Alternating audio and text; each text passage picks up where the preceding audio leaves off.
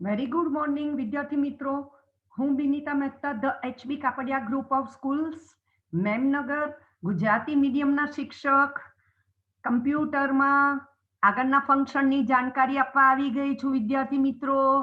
શું તમને ગમે છે ફંક્શન? સાતમું ચેપ્ટર ફાલ્ગુની મેડમે તમને આગળ મેં જેમ મેથેમેટિકલ કરાવ્યા હતા એમ ફાલ્ગુની મેડમે તમને કરાયા સ્ટેટિસ્ટિકલ ફંક્શન. વિદ્યાર્થી મિત્રો, છેલ્લો તમને કરાયું હતું NPER 139મું પાનું. બરોબર છે વિદ્યાર્થી મિત્રો? ચોક્કસ યાદ આવી ગયું. આજે બિનિતા મેડમ તમને કરાવી રહ્યા છે ડિસિઝન માટે, એટલે તાર્કિક નિર્ણય લેવા માટે. બહુ જ કામનું. હવે આવે છે તમારી માર્કશીટ માટે કેલ્સી. મેં તમને બહુ જ કહ્યું હતું ને વિદ્યાર્થી મિત્રો કે આ બહુ ઇમ્પોર્ટન્ટ કેમ છે કે 10 લાખ વિદ્યાર્થીની બોર્ડની માર્કશીટ કરવાની હોય, રેન્ક કાઢવાના હોય કે ભાઈ તમને ગ્રેડ આપવાનો હોય તો કેવી રીતે એ લોકો કેલ્ક્યુલેશન કરે છે. બરોબર? તો હવે વિદ્યાર્થી મિત્રો આપણે એક કામ કરીએ. ચોક્કસ. તો ચલો ને, આપણે શીખવું છે ને આગળ. ચલો, તો તમારું કયું પેજ નંબર કાઢવાનું મેં કહ્યું વિદ્યાર્થી મિત્રો? મેં તમને કહેલું હતું ઇફ, અને પેજ નંબર 140 નિર્ણય લેવા 139મું NPR કરાવી દીધું. વિદ્યાર્થી મિત્રો, કેલ્સીમાં વપરાતા બધા શરતી વિધેયોમાં સૌથી પ્રખ્યાત ધ્યાનાકર્ષક વિધેય ઇફ છે. ઇફ કેવી રીતે લખાય? ઇફ કેમ છે?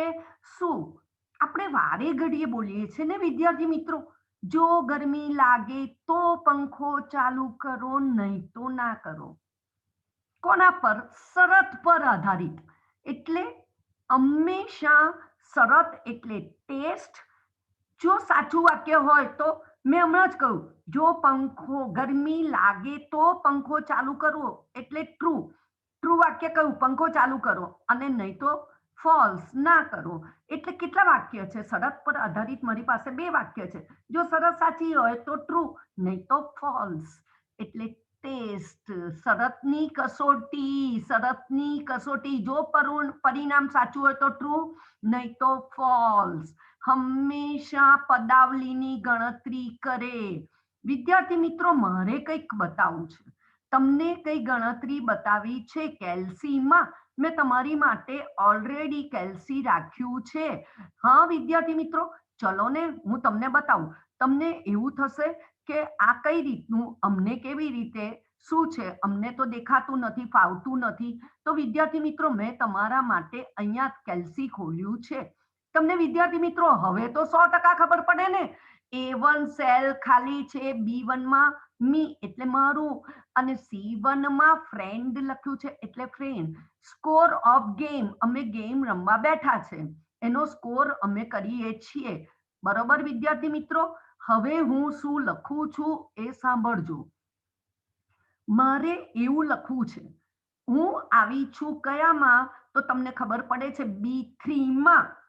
વિદ્યાર્થી મિત્રો, કોઈ પણ ફંક્શનની શરૂઆત ઇઝ ઇક્વલ ટુ, અને અહીંયા હું ફક્ત ઇફ લખું છું, કેપિટલ અથવા સ્મોલ. ઇફ જોડે હંમેશા 3 પદાવલી હોય. જો લખેલું છે ટેસ્ટ.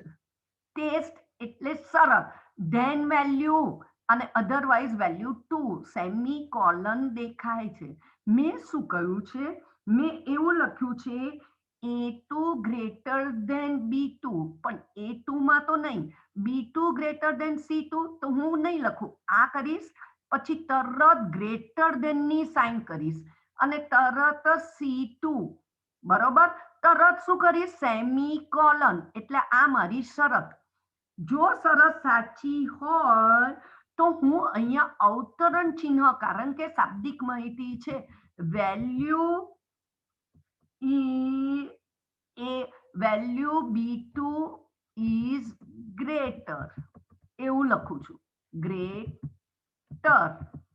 વિદ્યાર્થી મિત્રો, અવતરણ ચિહ્ન બંધ કરવાનું ના ભૂલાય. સેમીકોલન એક શરત.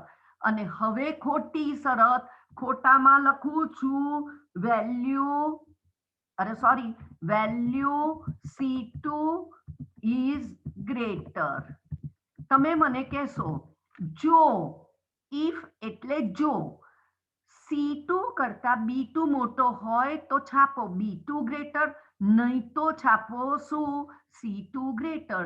મેં અહીંયા શું કર્યું તું? કૌંસ કર્યો તો, એટલે કૌંસ બંધ કરું છું. આ સાદું લખાણ બતાવું છું. પછી અને કયા વિધેય કહેવાય, ફંક્શન દ્વારા કઈ રીતે ખોલાય, બધું બતાવું. ઇઝ ઇક્વલ ટુ ફોર્મ્યુલાથી ઇઝ ઇક્વલ ટુ સાઇન મેં કયું લખ્યું? If. B2 greater than C2 કેવી રીતે લખ્યું? વચ્ચે સેમિકોલન, શરત પછી સાચું વાક્ય પછી સેમિકોલન, ખોટું વાક્ય પછી સેમિકોલન ના આવે. હવે મારી શરત પતી ગઈ, એટલે મને અહીંયા હું એમ કહું છું યસ, તો વેલ્યુ C2 ઇઝ ગ્રેટર. કેમ વેલ્યુ? કારણ કે મારી આ 17 મોટી છે. બરોબર વિદ્યાર્થી મિત્રો, આ સાદી રીતે મને લખતા આવડ્યું. એટલે પણ તમને એમ થાય છે કે મેડમ તમે તો અમને ફંક્શન શીખવાડતા હતા, તો હવે હું તમારા ફંક્શન વિઝાર્ડમાં જઉં છું. અને કેટેગરી જોજો વિદ્યાર્થી મિત્રો, અહીંયા જે કેટેગરી છે એ બહુ જ ઇમ્પોર્ટન્ટ, લોજિકલ. કઈ કેટેગરીની વાત કરી રહી છું હું? તમારું લોજિકલ, જેમાં આવ્યું છે ઇફ. ઇફને ડબલ ક્લિક કરું છું. ઇફને ડબલ ક્લિક કરું છું વિદ્યાર્થી મિત્રો. હવે હું ટેસ્ટમાં મારી પહેલી શરત લખું છું. પહેલી શરત. બરોબર વિદ્યાર્થી મિત્રો, મેં શું કહેલું શરતમાં? મેં એવું કહેલું હતું કે શરત, તો શરત તમને ધારો કે યાદ ના રહ્યું તો તમે અહીંયા અને આ ખસેડી શકશો. અને હું એવું લખું છું, આ લખું, અહીંયા ક્લિક કરું. હવે B2 શું કર્યું મેં? કઈ સાઇન કરી? Greater than. ઇક્વલ ટુ લખવું હોય તોય ચાલે, આ ગ્રેટર દેન. અને અહીંયા C2 શું પહેલા ખાનામાં ટેસ્ટમાં લખાઈ ગયું. હવે જેવું હું બીજા ખાનામાં જઈશ, જોઈ લો વિદ્યાર્થી મિત્રો, સેમિકોલન એને આપી દીધું. ધેન વેલ્યુ હું અવતરણ ચિહ્નમાં લખું છું, B2 ઇઝ ગ્રેટર. ગ્રેટર. બરોબર વિદ્યાર્થી મિત્રો. અને હવે અહીંયા લખું છું ત્રીજુંમાં, જેવું ત્રીજું ખાનામાં જવું સેમિકોલન એ આપે છે, C2 ઇઝ ગ્રેટર. કયું વિધેય? ઇફ વિધેય. અને અહીંયા મને રિઝલ્ટ નથી આપતું. કેમ? કારણ કે મેં અવતરણ ચિહ્ન બંધ નતા કર્યા. એટલે જેવું બંધ કરું એટલે ઓકે આપે છે વિદ્યાર્થી મિત્રો. કઈ રીતે આવ્યું ફંક્શનમાં? આ એનું સ્ટ્રક્ચર. ફંક્શન ક્યાંથી શીખવાડ્યું? લોજિકલ કેટેગરીનું પહેલું ફંક્શન મેં શીખવાડી દીધું, ઇફ. ઇફ IF, ઇફ એટલે ગુજરાતીમાં શું બોલી? જો. કેટલી વસ્તુ આવી જોડે? શરત એટલે ટેસ્ટ, સાચી વસ્તુ અથવા ખોટી વસ્તુ. ચોક્કસ ખબર પડી ગઈ વિદ્યાર્થી મિત્રો? અહીંયા આવડ્યું તમને? ચોક્કસ સમજ પડી? મને એવું લાગે છે કે હવે તમને કશું જ બતાવવું ના પડે, તમને ખ્યાલ આવી ગયો વિદ્યાર્થી મિત્રો. ચોક્કસ. હવે વિદ્યાર્થી મિત્રો આપણે એક કામ કરીએ, જરાક મારે તમને બતાવવું છે આ ચોપડીમાં. તો ચોપડીમાં જુઓ ને, અહીંયા લખેલું જ છે A2 ગ્રેટર ધેન B2. બરોબર? અહીંયા B2 greater than C2, I win, my friend wins, એને લખેલું છે ઇઝ ઇક્વલ ટુ ઇફ. જોયું? A2 B2 C2 ફેરફાર. ચોક્કસ. અને અહીંયા તમને હવે તમે બધા જોશો કે ફોર્મ્યુલા બારમાં તમને જે બતાવે છે આ અંડાકારથી, એમાં બધું બતાવી દીધું છે. આ મેં ટીક માર્ક કરવાનું કહ્યું, ઇફ વિધેય વડે નિર્ણય કરવા. ઇફ 140માં પાને પતી ગયું. નાઉ આઈ સ્ટાર્ટ નેસ્ટેડ. એક ઇફ ની અંદર બીજું ઇફ. વિદ્યાર્થી મિત્રો આશ્ચર્ય થશે કે એવું કેવી રીતે મેડમ? એક ઇફ ની અંદર બીજું ઇફ કેવી રીતે લાવો છો? શું છે મેડમ? અમને તો ખ્યાલ નથી આવતો, તો મેડમ તમને બતાવે છે. વિદ્યાર્થી મિત્રો તમને યાદ આવે છે માર્કશીટ? તમારી પાસે અહીંયા મેં પણ કંઈક લખ્યું છે, number of student marks in percentage. મીતાના 77% છે, સીતાના 69, 59, 49, 44 અને 30. હવે મેં શું કર્યું? હવે મેં કેવી રીતે લખ્યું એ જોજો. પહેલા હું તમને ફંક્શનની સાદી રીતે લખતા બતાવું. અહીંયા બતાવું છું. Is equal two if. જો બરોબર શરત લખું છું. શું છે? મારા માર્ક્સ ક્યાં છે? B2. શું લખું? ગ્રેટર ધેન ની સાઇન 60 થી વધારે હોય, અહીંયા સેમિકોલન મારે આપવાનું. તો શું આપું છું? એને કયો ગ્રેડ આપું છું? તો ફર્સ્ટ ગ્રેડ. ફર્સ્ટ લખું અવતરણ ચિહ્ન સેમિકોલન. ફરીથી એક ઇફ ની અંદર આવતું બીજું ઇફ. આપણે એવું કહીએ છીએ જેના 90% ની ઉપર હોય એ પ્લસ, બરોબર. 80 થી 90% હોય તો એ, 70 થી 80% હોય તો કઈ રીતે? બી પ્લસ. એ રીતે છે, બરોબર છે. એટલે જો કેટલી વખત આવશે? હવે ફરીથી લખું છું ઇફ એટલે શરત. હવે મારી ખોટી વસ્તુ નથી, પહેલા શરત બતાવી દઉં. શું? તો ભાઈ B2 પર ક્લિક કરું છું. અહીંયા કરું છું ગ્રેટર ધેન ની સાઇન. ગ્રેટર ધેન, બરોબર. કોનાથી વધારે હોય? તો 55 થી વધારે હોય તો ભાઈ એને પણ ગ્રેડ આપી દો ને. સેકન્ડનો આ સાચી શરત લખી દીધી. સાચી શરત લખી. હવે ખોટામાં પાછી હું શરત લખું છું. ખોટામાં હું શરત લખું છું ઇફ. અને હવે હું લખું છું શું? તો ભાઈ B2 ગ્રેટર ધેન 48 સેમિકોલન. તો ભાઈ એને ગ્રેડ આપી દો ને થર્ડ. નહીં તો મને હવે કશું જ નથી જોઈતું. એનાથી ઓછા હોય તો બધાને ફેલ કરી દો. ફેલ. વિદ્યાર્થી મિત્રો કઈ ખબર પડી? હવે જોજો તમારી ઇફ કેટલી વખત છે? 1, 2 અને 3. તો મારે અહીંયા કેટલા કાઉન્ટ્સ બંધ કરવા પડે? 1, 2, 3. અને હું આપું એન્ટર કી એટલે ફર્સ્ટ લખાઈને આવે. કશું જ નહીં વિદ્યાર્થી મિત્રો. હવે તો તમને બધાને આ ડ્રેગ કરતા આવડે. અહીંયા શું આવી જાય? C2. અહીંયા શું આવી જાય? D2. એ રીતે કામ થાય. તો વિદ્યાર્થી મિત્રો આ તો સાદી રીતે કદાચ તમે સેમિકોલન ભૂલી જાઓ, અવતરણ ચિહ્ન ભૂલી જાઓ, તો તમને મેં હમણાં જ બતાવ્યું ફંક્શનની રીતે. બહુ સરસ. ફંક્શનમાં મેં કેવી રીતે લખ્યું છે જુઓ. B2 ગ્રેટર ધેન 60 તો ફર્સ્ટ. પછી મેં અધરવાઇઝ વેલ્યુમાં બધું લખી કાઢ્યું છે. B2 greater than 55 second. B2 આ બધું જ લખ્યું છે ને ત્રણેય કાઉન્સ બંધ કર્યું છે. આ એનું સ્ટ્રક્ચર બતાવ્યું. એક ઇફની અંદર આવતું બીજું ઇફ. એક ઇફની અંદર આવતું બીજું ઇફ, બરોબર. આ એનું સ્ટ્રક્ચર બતાવ્યું. ફંક્શનમાં આ રીતે લખાય કે પહેલા શરત લખી, પછી પહેલું સાચું વાક્ય અને ખોટું બધી જ વસ્તુઓ એની સાથે એકમાં જ લખાય અધરવાઇઝ વેલ્યુમાં. સો તમારો જવાબ આવી ગયો. કયો આવ્યો છે? ફર્સ્ટ. તો હવે વિદ્યાર્થી મિત્રો તમને કઈ ખબર પડી કે ભાઈ અહીંયા ઓકે કર્યું એટલે આ જવાબ આવ્યો તો. આ વસ્તુ તમને બતાવી છે 141માં પાને 141. અને 141માં વિદ્યાર્થી મિત્રો મારી જોડે તમે ટીક માર્ક કરશો. હા વિદ્યાર્થી મિત્રો. અને એ હું બતાવી દઉં છું આ 141માં કઈ વસ્તુ ટીક માર્ક કરવું. જુઓ, ધારો કે સેલ A2માં વિદ્યાર્થીના કુલ ગુણના ટકાનો સંગ્રહ કરેલો છે. A2માં આપણે B2માં કરેલો. તો A2 ગ્રેટર ધેન 60 આ ટીક માર્ક કરજો વિદ્યાર્થી મિત્રો.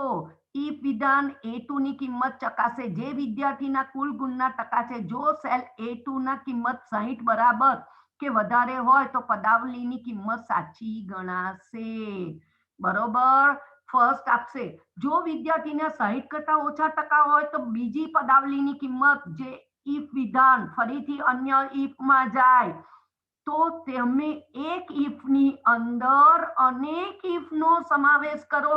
આથી તેને નેસ્ટેડ ઇફ બરોબર શું બોલાય? એક if ની અંદર આવતું બીજું if. વિદ્યાર્થી મિત્રો આકૃતિ 7.23 તમે અંડરલાઈન કરી કાઢજો. જ્યારે મોટા સૂત્ર લખવાના હોય ત્યારે તેના પર પકડ ઢીલી થવાની. તો ભૂલ ટાળવા માટે ફંક્શન વિઝાર્ડ અને એક જ ફાયદો કે વિધેયનું સર્વથા ખરું નામ ટાઈપ કરવું પડતું જ નથી. એનું સ્ટ્રક્ચરમાં તમે જોઈ જ લેશો કે ભાઈ કંઈક ભૂલ થઈ હોય તો સ્ટ્રક્ચરમાં ચોક્કસ આ રીતે એનો સ્ટ્રક્ચરમાં ભૂલ બતાવી દે. સો આપણને વધારે ખબર પડે.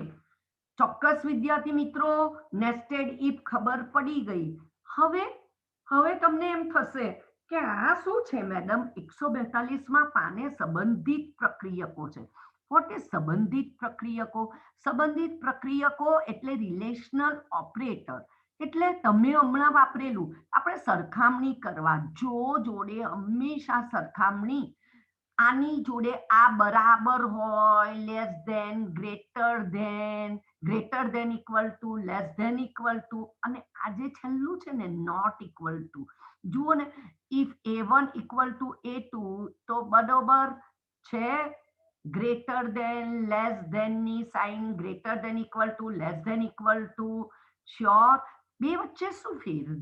જુઓ, લેસ ધેન ઇક્વલ ટુ અને ગ્રેટર ધેન ઇક્વલ ટુ માં 50-50 થી સરખા છે. જો મેં એક સેલમાં 50 લખ્યા હોય તો મારે સરખા હોય તો સરખાનો જવાબ બતાવે. પેલામાં 50 થી મોટા એટલે A1 ગ્રેટર ધેન A2 એવી રીતે બતાવે. વિદ્યાર્થી મિત્રો મને તો બસ આ એક જ નોટ ઇક્વલ ટુ ની સાઇન જુઓ. આ જે બતાવ્યું છે ને લેસ ધેન અને ગ્રેટર ધેન, પહેલી કઈ સાઇન લેસ ધેન કરી છે, બીજી કઈ કરી છે ગ્રેટર ધેનની. આ કયામાં આવ્યું? લોજિકલ ફંક્શનની કેટેગરીમાં. બરોબર વિદ્યાર્થી મિત્રો, તમને આ રિલેશનલ ઓપરેટર બતાવ્યા. Equal, less than, greater than, equal, less than equal to, greater than equal to, not equal to. હવે તાર્કિક વિધેય, લોજિકલ ફંક્શન કેલ્સી અન્ય કેટલાક વિધેય પૂરે પાડે છે જે તાર્કિક નિર્ણય લેવામાં મદદરૂપ. આ વિધેયમાં એન્ડ ઓર નોટ નો એન્ડ ઓર નોટ પાછળ આવે છે એ પછી આપણું નંબર 2 આપી દો પહેલા ટ્રુ ને. આ વિધેય આપણને જે કિંમત પાછી આપે એ તાર્કિક કિંમત ટ્રુ. આ વિધેયની વાક્ય રચના ટ્રુ જોડે આપણે કંઈ પણ લખીએ ટ્રુ, ફોલ્સ જોડે કંઈ પણ લખીએ એ ફોલ્સ. હવે નોટમાં જુઓ, નોટ આવી રીતે લખીએ 6 નોટ ઇક્વલ ટુ 6 તો ટ્રુ મળે આપણને જવાબ. બરોબર, 1 બરાબર 1 તો ફોલ્સ મળે. બંને 1 બરાબર 1 એ સરખું છે તો નોટ એટલે એનાથી વિરુદ્ધ એટલે ફોલ્સ મળે. જ્યારે શરત સાચી હોય તો એની કિંમત ખોટી મળે અને જ્યારે શરત ખોટી હોય તો એની કિંમત 6 નોટ ઇક્વલ ટુ 6 હે ને છે તો એની કિંમત ટ્રુ મળે. ખોટું છે એટલે નોટ ટ્રુ અને નોટ ફોલ્સ લખી શકીએ. તમને બતાવું છું હવે વિદ્યાર્થી મિત્રો ઉદાહરણમાં. અહીંયા ટ્રુ, ફોલ્સ, નોટ બધું જ બતાવ્યું છે. Not true, not false, not 6 and 6 આ બતાવ્યું છે. એ લખીને કંઈ કરવાની જરૂર નથી. જે ખરું કામનું છે એન્ડ ઓર નોટ. મેં કયું બીજો નંબર ટ્રુ નો આપ્યો, ત્રીજો ફોલ્સ, ચોથો કોનો આપશો? નોટ. પાંચમો એન્ડ ને આપશો, એન્ડ વિધેય પાંચમો. આ મારે બતાવવું છે. એન્ડ અને ઓર ખાસ બતાવવું છે વિદ્યાર્થી મિત્રો. અહીંયા મેં તમને અહીંયા લખી છે 12 સંખ્યા, બીજી લખું છું 12 અને ત્રીજી લખું છું અહીંયા 6. વિદ્યાર્થી મિત્રો હવે જોજો હું તમને અહીંયા મોટું કરીને બતાવું. મેં કયા સેલ એડ્રેસમાં 12 અને 6 લખ્યું તમને દેખાતું હશે. A12, A13, A14. મેં શું લખ્યું છે? મારે ફંક્શનની રીતે fx. હું કયું ફંક્શનમાં છું? કયા ફંક્શન શીખવાડી રહી છું? લોજિકલમાં એન્ડ ફંક્શન. AND and. વિદ્યાર્થી મિત્રો, અહીંયા તમે જોશો ને ઓછામાં ઓછી 30 શરત, 30 ચલ પરિણામોને સરખાવવા માટે બધી શરતો ટ્રુ હોય તો જ જવાબ ટ્રુ આવશે. એક પણ શરત ખોટી આવી અને માં તો ખોટું થશે. મેં એક જુદી લખી છે, હું તમને કંઈક બતાવું છું. મેં એવું લખ્યું છે A1 બરાબર A2 નહીં, આપણે A12 પછી જોજો વિદ્યાર્થી મિત્રો, ઇઝ ઇક્વલ ટુ નું સાઇન મારે જાતે કરવું પડે. અહીંયા શું કરું છું જુઓ વિદ્યાર્થી મિત્રો, જોતા રહેજો. A13 ઓકે, મેં શું લખ્યું A12 is equal two A13. હું જેવી અહીંયા જઈશ એટલે એની જાતે સેમિકોલન લઈ લેશે. હવે હું અહીંયા લખું છું, બેની સરખામણી કરું છું. કોનું? A13 પછી લખું છું ઇઝ ઇક્વલ ટુ ની સાઇન અને A14. સો વિદ્યાર્થી મિત્રો, આનું રિઝલ્ટ કેમ ફોલ્સ આવ્યું એવું પૂછે છે. એન્ડ એટલે A12 અને A13 સરખા છે, પણ A13 અને A14 સરખા નથી. અનેમાં બધી શરત સાચી હોય તો ટ્રુ પરિણામ મળે, અન્યથા ફોલ્સ મળે. અહીંયા હું લોજિકલમાં ત્રીજી શરત, ચોથી, મેં શું કહ્યું કેટલા આવે 30 સુધી. 30 કેટલી આવે તમે જોઈ લીધું વિદ્યાર્થી મિત્રો, 30 શરત લખી શકાય. પણ એન્ડમાં શું બધી શરત સાચી હોય તો જવાબ ટ્રુ, નહીં તો કયો જવાબ મળે? ફોલ્સ. આપણો કયો જવાબ મળી ગયો તમે જોઈ લીધું અહીંયા, ફોલ્સ. આ જ વસ્તુ હું ઓર દ્વારા બતાવું. ઓર પાછળ આવે છે. ઓર અને એન્ડ તમારું 143 ટીક માર્ક કરાવું છું. આ પાંચમું વિધેય હતું, હવે ઓર છઠ્ઠું વિધેય. છઠ્ઠું મેં કયું લઉં છું? ઓર. ફંક્શન આપું છું કયું? ઓર. એમાં પણ વિદ્યાર્થી મિત્રો આ જ રીતે, પણ એમાં એવું છે કે શરત ગમે તેટલી 30 શરત લખીએ, ઓછામાં ઓછી એક શરતનું પરિણામ સાચું હોય તો જવાબ મને સાચો જ આપશે. ઓછામાં ઓછું એક પરિણામ. ચલો ને, મારી પાસે બે શરત છે, હું અહીંયા આ હવે લખું છું ઇઝ ઇક્વલ ટુ અને કયું A13 લખું. બરોબર, અહીંયા જઉં છું, ક્યાં જઉં છું? A13 ઇક્વલ ટુ A14 પર ક્લિક કરું. A14 પર ક્લિક કરું છું તો તમે વિદ્યાર્થી મિત્રો મારો જવાબ જુઓ, ટ્રુ આવી ગયો છે. ટ્રુ આવી ગયો વિદ્યાર્થી મિત્રો, અહીંયા ટ્રુ થઈ ગયું. ઓર ઓછામાં ઓછી એક શરત સાચી હોવી જોઈએ તો ઓર એનો જવાબ મળે છે. ઓર એનો જવાબ. તો વિદ્યાર્થી મિત્રોને અહીંયા કઈ ખબર પડી ગઈ કે આપણે મેં શું કર્યું? એન્ડ વિધેયમાં ટીક માર્ક કરો. વધારેમાં વધારે 30 ચલના પરિણામોને સરખાવવા માટે જલ્દી ટીક માર્ક કરો. જો બધી શરતો પરિણામ ટ્રુ આવે તો જ આગળ અંડરલાઈન કરજો. એન્ડ નું પરિણામ ટ્રુ મળે, નહીં તો ફોલ્સ મળે. અહીં એન્ડ વિધેયના બધા ચલ એ શરતો છે ટ્રુ અને ફોલ્સ. એને તમને ઉદાહરણ બતાવી દીધું અને રિલેશનલ ઓપરેટર ઇક્વલ ટુ વાપર્યો, ઇક્વલ ટુ. અચ્છા, ઓર વિધેય.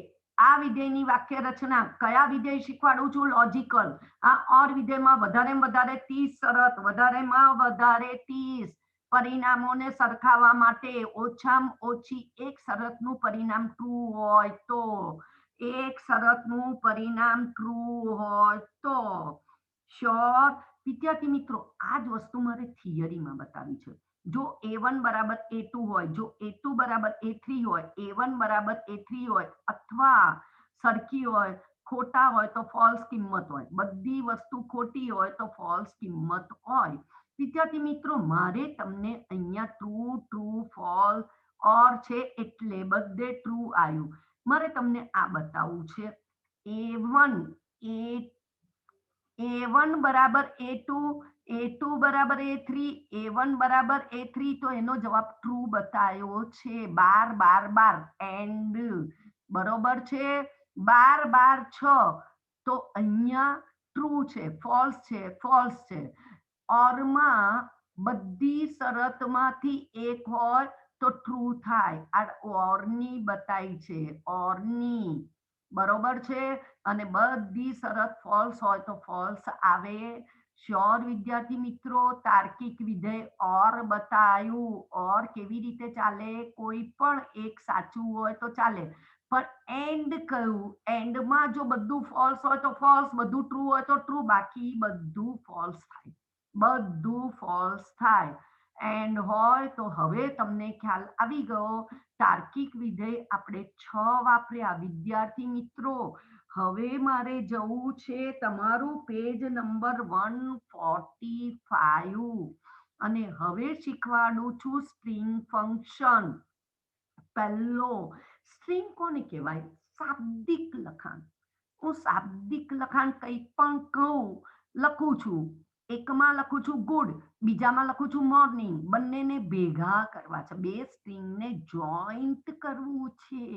તો એક ફંક્શન છે કોન્કેટનેટ. કયું ફંક્શન છે? કોન્કેટનેટ. બીજી રીત બી છે, એમ્પરસનની સાઇન. વિદ્યાર્થી મિત્રો, કયું ફંક્શનની રીત પછી બતાવું. હું તમારા અહીંયા જઉં છું અને તમને અહીંયા બતાવું છું મોટું કરીને. વિદ્યાર્થી મિત્રો, A1 માં મેં લખ્યું છે ગુડ. જઉં છું B1 માં મોર્નિંગ. મારે C1 માં બેને ભેગા કરવા છે, તો હું અહીંયા આ રીતે લખું તો કશું જ નહીં થાય. કઈ રીતે? ઇક્વલ ટુ સાઇન આપવાની. વિદ્યાર્થી મિત્રો, કયું સેલ એડ્રેસ આવી ગયું? A1. અને મારે કયું કરવાનું છે? હવે એમ્પરસનની સાઇન હું બોલું છું, જે 7 પર છે, 7 પર. અને હવે કરું છું અહીંયા B1, અને હું અહીંયા જેવી B1 કરું છું, બરોબર છે વિદ્યાર્થી મિત્રો? ચોક્કસ આવું કંઈક લખવું. શ્યોર.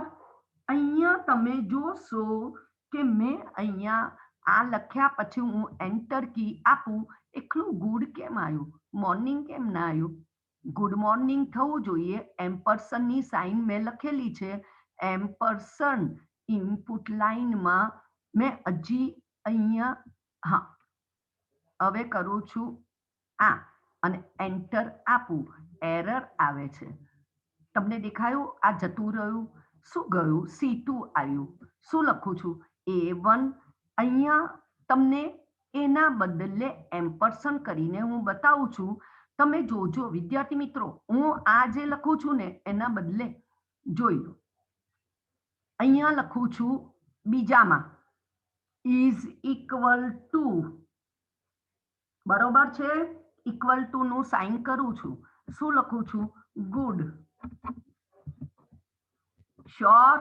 શું લખું છું? હવે કઈ સાઇન કરું છું? તો તરત સ્પેસ આપું છું અને એમ્પરસનની સાઇન કરું છું. પછી કરું છું અહીંયા શું? મોર્નિંગ. અને અહીંયા આપું છું આ અને તરત એન્ટર. ગુડ મોર્નિંગ આવી ગયું. એમ્પરસનની સાઇન. શ્યોર વિદ્યાર્થી મિત્રો? Good morning 2. મારે પણ જુઓ ને ગુડ મોર્નિંગ કેવું આવ્યું? ના, આ સારું આવ્યું નથી. મારે બે વચ્ચે સ્પેસ જોઈએ છે વિદ્યાર્થી મિત્રો. તો હું શું કરીશ? બંને વચ્ચે સ્પેસ માટે કંઈક આનામાં કેવી રીતે કામ કરું? મારે જો સ્પેસ જોઈતી હોય તો અવતરણ ચિહ્નમાં સ્પેસ મૂકવી પડે. કઈ રીતે મૂકીશ? તો અહીંયા આવું છું આમાં. હવે અહીંયા હું કરીશ ગુડમાં અવતરણ ચિહ્ન. હવે એમ્પરસન કર્યા પછી અવતરણ ચિહ્ન, એક સ્પેસ, અવતરણ ચિહ્ન અને પછી તરત પાછું એમ્પરસન. મેં શું કર્યું એ ખબર પડી ગઈ વિદ્યાર્થી મિત્રો? સ્પેસને ક્યાં મૂકી એ ખબર પડી કે ના પડી? ચોક્કસ ખબર પડી ગઈ, ચોક્કસ ખબર પડી ગઈ કે મેં એક શબ્દ લખ્યો ગુડ અવતરણ ચિહ્નમાં, બીજું શું લખ્યું એ ખબર પડી ગઈ ને? શ્યોર ને? હા, તો આ વસ્તુ મેં ગુડ મોર્નિંગ આ રીતે કર્યું છે. વિદ્યાર્થી મિત્રો, હવે આ જ વસ્તુ મારે ફંક્શનથી બતાવી છે. કયું ફંક્શનનું નામ મેં કહ્યું? કેટેગરીમાં આપણે કયું કર્યું છે? ટેક્સ્ટમાં. એટલે કયામાં જઈએ છે આપણે? કયા ફંક્શનની વાત કરીએ છીએ? શાબ્દિક સ્ટ્રિંગ ફંક્શન. સ્ટ્રિંગ અને સ્ટ્રિંગ એટલે ટેક્સ્ટમાં હું અહીંયા જઉં છું અને અહીંયા તમારે લખું છું કયું? કોન્કેટનેટ. સી આ કયું આવે છે? String function. Text category concatenate. ફંક્શનનું નામ છે કોન્કેટનેટ.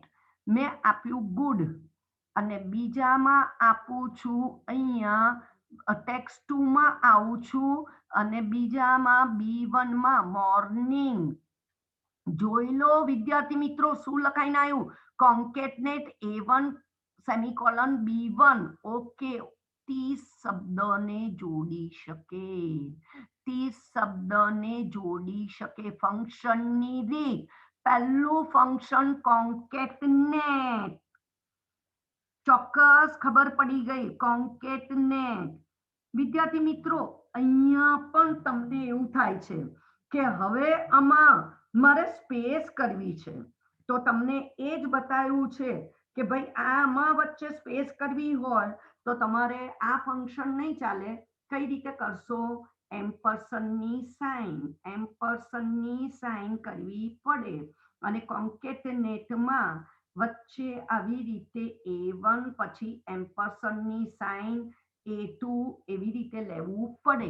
આપણે અહીંયા A1 પછી અહીંયા હું અહીંયા કરી દઉં છું, આ સેમિકોલનને બદલે અહીંયા કાઢું છું, એમ્પરસનની સાઇન કરું છું. વિદ્યાર્થી મિત્રો જોઈ લેજો, એમ્પરસનની સાઇન બરોબર છે. અહીંયા કરી છે અને અહીંયા આપું છું ગુડ મોર્નિંગ. ફરીથી કોન્કેટનેટ, અહીંયા સેમિકોલન બી બરોબર છે.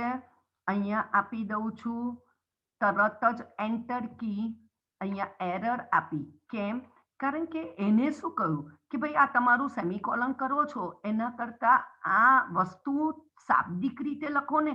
A1 આ B1 કરો છો એમાં space is equal two A1 A2 કરો છો, પણ હું અહીંયા કોમા આપું ક્યાં તો કંઈક પણ કરું તો નહીં લે. તો કેવી રીતે લેશે? તો હું તમને અહીંયા બતાવું છું કેવી રીતે લેશે.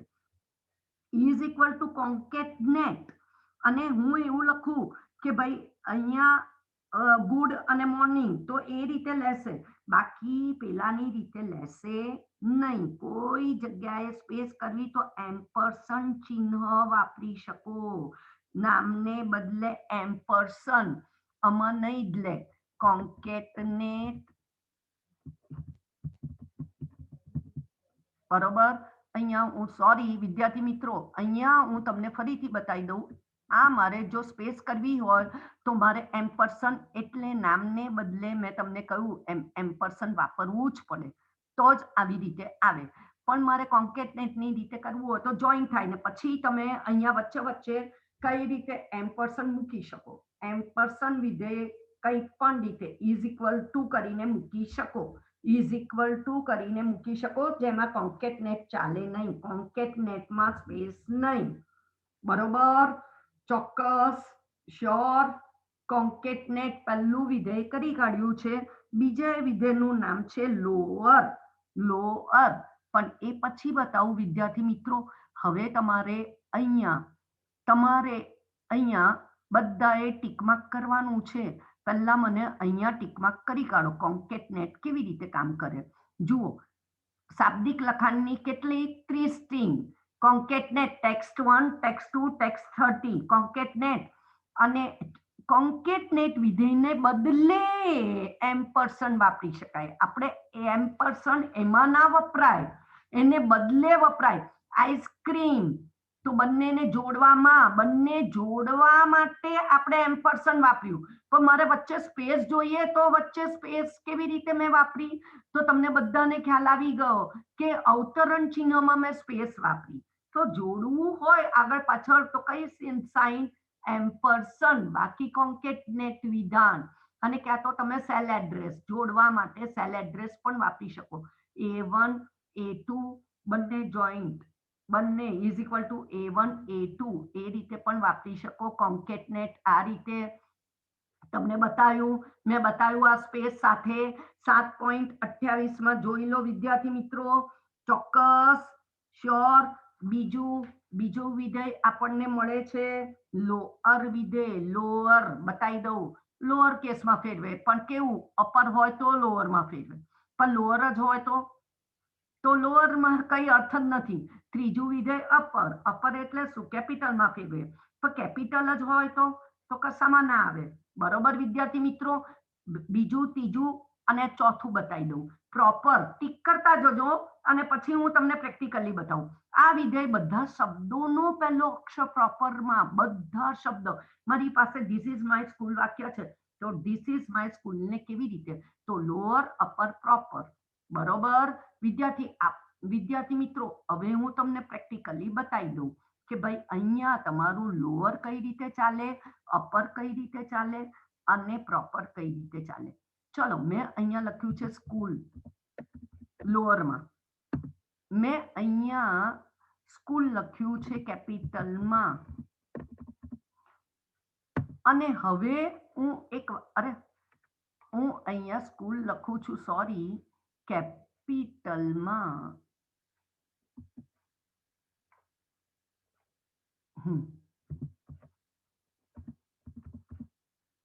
હવે વિદ્યાર્થી મિત્રો હું અહીંયા આવી, આમાં મારે લખવું છે this is my computer lab, LAB. તમે જુઓ છો દરેક વાક્યનો બધા અક્ષર સ્મોલમાં છે. ચલો, પહેલું ફંક્શન બતાવું છું સ્કૂલમાં. હવે વિદ્યાર્થી મિત્રો શું ભૂલ પડે છે એ બતાવું. હું fxમાં ગઈ અને કયો ફંક્શનની વાત કરી? ટેક્સ્ટ એટલે શાબ્દિક અને કહેવાય સ્ટ્રિંગ. આમાં પહેલું ફંક્શન મેં લોઅર, બીજું ફંક્શન મેં લોઅર કરાયું. આ લોઅરમાં તમે જોજો એક જ. હવે લોઅર માટે મેં જો આનું આ જ કર્યું હોય, આ સેલ એડ્રેસ આપ્યું હોત, કયું? A5, તો આ તો કેપિટલને સ્મોલ કરે એટલે સ્મોલમાં જ હતું, એનો અર્થ નહીં. આ મેં આ લીધું અને હવે જોઈ લો કે તમારું અહીંયા સ્કૂલ કેવું આવ્યું, ખબર પડી? તેવું અપર હવે આવડે વિદ્યાર્થી મિત્રો. અહીંયા કઈ કેટેગરી છે? ઓલમાં નહીં જવાનું, ટેક્સ્ટમાં જવું. શું કરીશ? ક્લિક કરીને અપર, યુ પર ક્લિક કરીશ અને અપર એક જ લેશે. કયામાં અપર? લોઅર હોય એને અપર કરે, એને તરત જ કેપિટલમાં બતાવે. Is that clear? હવે પ્રોપર કઈ રીતે ચાલે? fxમાં જવું, અહીંયા કઈ કેટેગરી લઈશ? ટેક્સ્ટ. ચોથું છે અને કયું? પ્રોપરમાં જુઓ ખાસ. અને હું અહીંયા આપું છું મારું સેલ એડ્રેસ જે પણ છે એ, સોરી, કયું સેલ એડ્રેસ છે? A6. અને અહીંયા કરી દઉં છું ઓકે. વિદ્યાર્થી મિત્રો જુઓ, દરેક શબ્દનો પહેલો અક્ષર કેપિટલ. બસ વિદ્યાર્થી મિત્રો, આપણે આટલા ફંક્શન કર્યા, તમે એટલા ટીક માર્ક કર્યા. આગળ પછી કરીએ. તમને ફંક્શન ગમતા થઈ ગયા? તમને બધાની ફંક્શનની કેટેગરી આવડી ગઈ? વિદ્યાર્થી મિત્રો, મને એવું લાગે છે કે તમને બહુ સરસ રીતે બધું આવડે છે. તમારી એક્ઝામનું તો આપણે પછી વાત કરીશું. મને 100% ખાતરી છે કે તમારી એક્ઝામ પરફેક્ટ લેવાશે. પ્રેક્ટિકલથી મારી અમે બધું કરાવી રહીશું. તમે આટલી ચિંતા ના કરતા. Stay home, stay safe. જય HBK. વિદ્યાર્થી મિત્રો, ચોક્કસ